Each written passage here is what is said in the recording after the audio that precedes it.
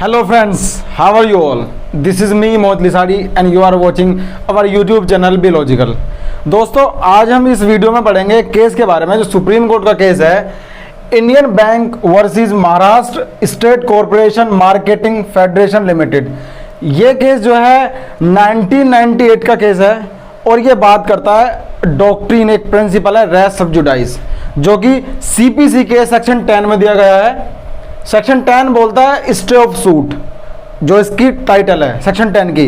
ये doctrine race सब्जुडाइज जो doctrine है, ये बात करता है कि no court shall proceed with the trial. कोई भी कोर्ट जो है ना, एक ट्रायल को प्रोसीड नहीं करेगा अगर कोई इशू जो मैटर इन इशू है डायरेक्टली एंड सब्सटेंशियली किसी पहले कोर्ट में, मतलब जहां पर आपने पहले कोई सूट इंस्टीट्यूट किया था वहां पर वो पेंडिंग है, वहां पर मामला चल रहा है, तो जो उसी मामले को लेकर के आप वही कोर्ट सेम पार्टीज मतलब और सेम इशू को लेकर के दूसरा सूट फाइल नहीं कर सकते उस इशू पर। ठीक है, दूसरे कहीं कोर्ट में है, उसी कोर्ट में भी आप फाइल नहीं कर सकते जब तक वो कहीं और पेंडिंग है। तो ये ऐसे सूट्स पर स्टे लगा देता है, रेस सब्जुडाइज स्टे ऑफ सूट। ये सेक्शन 10 बोलता है सीपीसी का। अब इसमें हमारे सामने केस आया, जो ये केस है सुप्रीम कोर्ट का केस।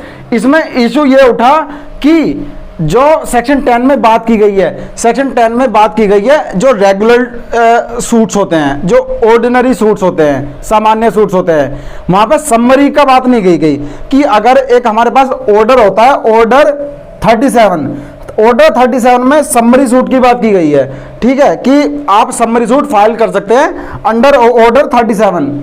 समरी सूट होते क्या है? समरी सूट और रेगुलर सूट्स, जिन्हें ऑर्डिनरी सूट्स भी बोलते हैं, उनमें यह डिफरेंस रहता है कि समरी सूट में कोई भी मैटर इन इश्यू होता है, मतलब कोई कोर्ट में मामला चलता है, वो बहुत एफिकेशली मैनर में चलता है, मतलब बहुत ही स्पीडी उसका ट्रायल चलता है। यह डिफरेंस है समरी सूट में और रेगुलर सूट्स में।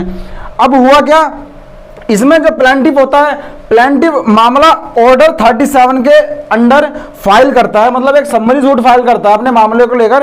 तो मुद्दा यहां पर यह उठता है कि जैसे सेक्शन 10 जो है वो रेगुलर सूट्स में एप्लीकेबल है, क्या उस सूट के अंदर समरी सूट भी आता है जो ट्रायल चलेगा?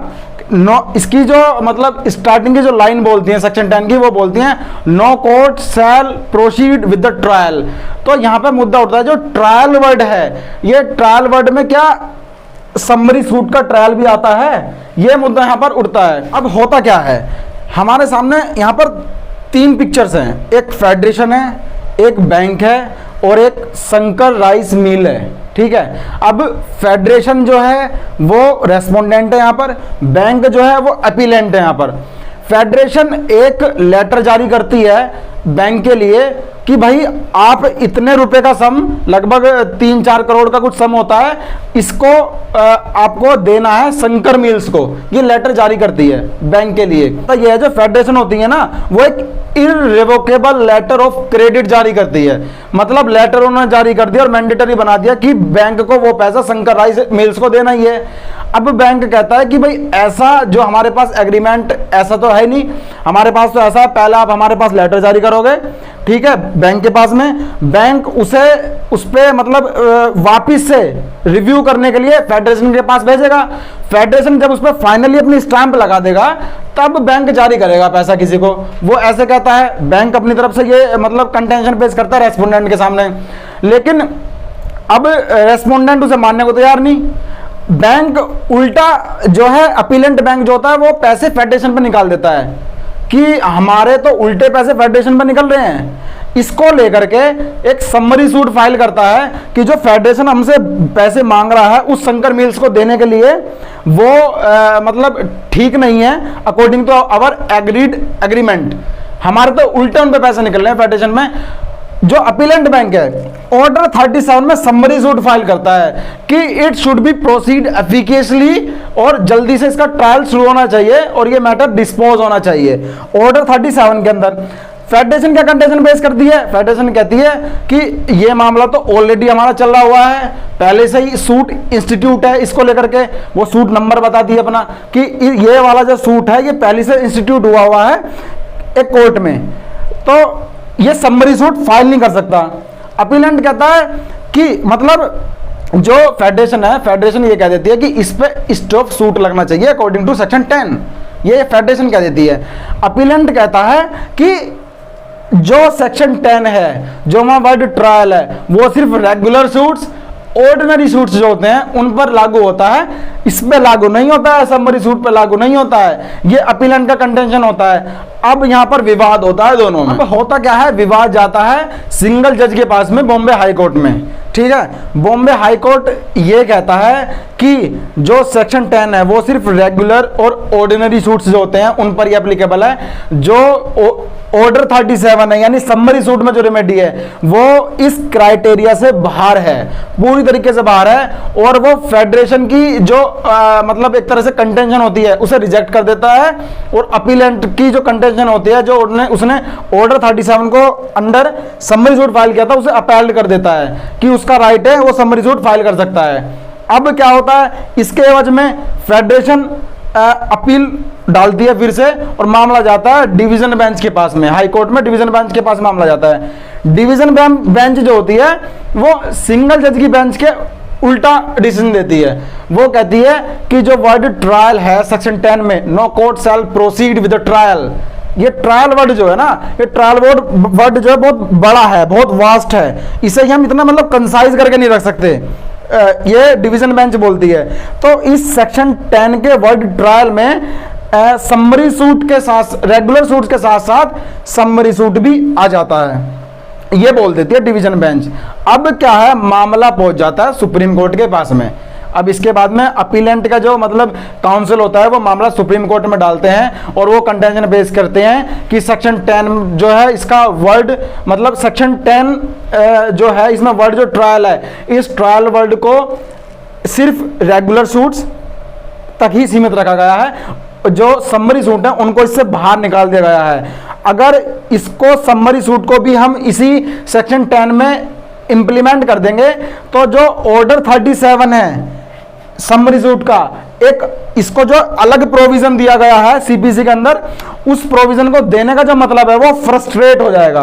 कुछ सोच के ही तो लेजिस्लेशन ने यहाँ पे ये दिया होगा ना समरी सूट का प्रोसेस, तो वो फ्रस्ट्रेट हो जाएगा। जो मोटो है, जो ऑब्जेक्ट है समरी सूट को सीपीसी में देने का, वो फ्रस्ट्रेट हो जाएगा। ये जो अपीलेंट बैंक होता है उसकी काउंसिल पेश करती है, ये अपनी तरफ से पेश कर देती है कंटेंशन। अब सुप्रीम कोर्ट रिव्यू करता है सेक्शन 10 को, वो कहता है कि जो वर्ड ट्रायल है इसका डिक्शनरी मीनिंग क्या कहता है। वो कहता है judicial examination of a civil और criminal court by competent tribunal और कॉम्पिटेंट अथॉरिटी, ये एक वर्ड ट्रायल का मतलब है। लेकिन हमें इसको इस सेक्शन 10 के प्रोस्पेक्टिव से देखना पड़ेगा, क्या हम इसे इतनी नैरोली यूज कर सकते हैं। जो इसमें ऑब्जेक्ट दिया गया है कि no court shall proceed the trial, जो सूट पर स्टे लगाने का ऑब्जेक्ट दिया गया है उसको हमें ध्यान में रखते हुए इस वर्ड को इंटरप्रेट करना पड़ेगा, ये सुप्रीम कोर्ट कहता है। सुप्रीम कोर्ट ये कहता है कि जो सेक्शन 10 मतलब जो रेगुलर सूट है, रेगुलर सूट में ट्रायल कब शुरू होता है, वो शुरू होता है when institution of a suit by lodging a plaint. आपने कोई सूट फाइल किया और सूट फाइल करने के बाद में उसे पर्टिकुलर नंबर मिल गया तो क्या बन गया, प्लेंट बन गया।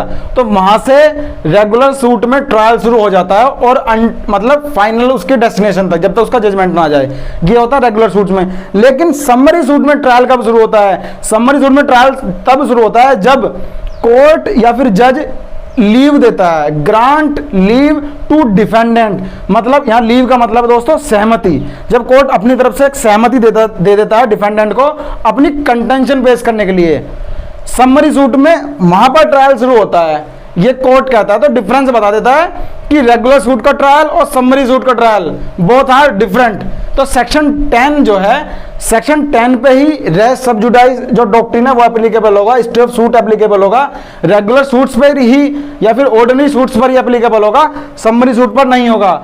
वो जो division bench of Bombay high court थी उसकी कंटेंशन को मतलब उसके जजमेंट को साइड में रख देता है, उसे मना कर देता है कि जो बॉम्बे हाई कोर्ट की डिवीजन बेंच थी वो एक केस पर रिलाइड होकर उसने जजमेंट दिया था, हरीश चंद्र वर्सेस त्रिलोकी सिंह 1957 का केस। ठीक है, इस केस पर उसने रिलाई होकर ये जजमेंट दिया था और सुप्रीम कोर्ट कह देता है कि वो केस जो था ना वो इस केस से बिल्कुल अलग था।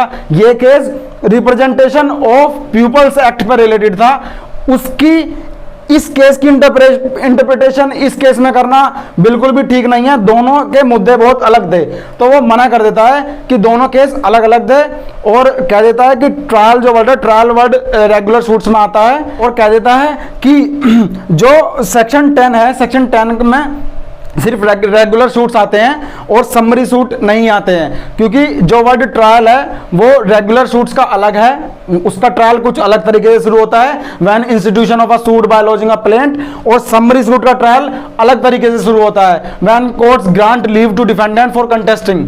ठीक है, दोनों का डिफरेंस बता देता है कोर्ट, तो कह देता है कि ये जो डॉक्ट्रिन है रेस सब जुडाइस यहाँ पर समरी सूट पर एप्लीकेबल नहीं होता, और जो सिंगल जज था बॉम्बे हाई कोर्ट का, जो उन्होंने दिया था कि दोनों ही अलग अलग चीजें, उसकी कंटेंशन को, उसके जजमेंट को अपील कर देता है, और मामला अपीलेंट बैंक के फेवर में चला जाता है। तो यही इसका सुप्रीम कोर्ट का यही जजमेंट था, और इसी के साथ ये वीडियो खत्म होती है। If you like this video then please share and subscribe our channel. Bye bye, take care.